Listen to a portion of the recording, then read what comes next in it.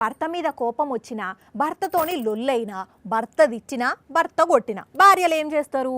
కొందరు 4 రోజులు మాట్లాడకుండా ఉంటారు. కొందరేమో వాళ్ళకి పులగం తిని పుట్టింటికి పోతారు. ఇంకా కొందరేమో చెల్ నువ్వు మొగుడివి అయితే ఏందిరా, గోసిగా గుంజిగా కట్నం దేలేదారా నీకు, ఎందుకు హింస పెడుతున్నావురా అని కొందరు మొగుడి మీదకే మరలబడి దంచుతారు. ఇంకా కొందరేమో భర్తలు ఎంతగానం టార్చర్ పెట్టినా వద్దండి పెనిమిటి గారు నన్ను కొట్టొద్దు అని గమ్మున మూలకు కూసుంటారు కదా. అయితే ఈడ మాత్రం ఓ అక్క ఏం చేసిందంటే, భర్త మీద కోపంతోని టక్క మందు గోళీలు మింగినట్టే పెన్నులు మింగితే కష్టపడి సర్జరీ చేసి ప్రాణాలు రక్షించిండ్రు గుంటూరు జిల్లాలో. ఇగో ఈ డాక్టర్లు అగ చూడండి, ఒక్కొక్క పెన్ను ఎంత పెద్దగున్నదో, ఎంతగానం పెన్నులు మింగిందో. ఊరు నాయను నాలుగు పెన్నులను చూస్తేనే పానం గజ్జును వణుకుతున్నది. అసలు పెన్నులు మింగుతుంటే నోట్లు ఎట్లా పట్టినాయో అట్లిట్లా మింగిందో గాని బరాబర్గా ఇంట్లో ఉన్న పెన్నులు మొత్తం మింగేసి వాంతులు చేసుకున్నదట. 2 నిమిషాల్లో వాంతులు చేసుకుంటా పాయ అన్నట్టు చేసిందట.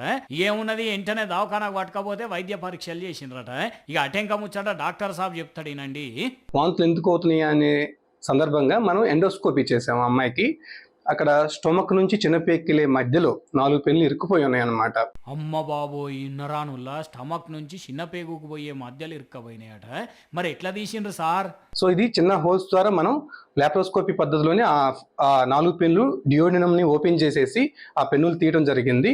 ఓ భగవంతా, మీరు చెప్తుంటేనే భయం అవుతున్నది కాదు సారు.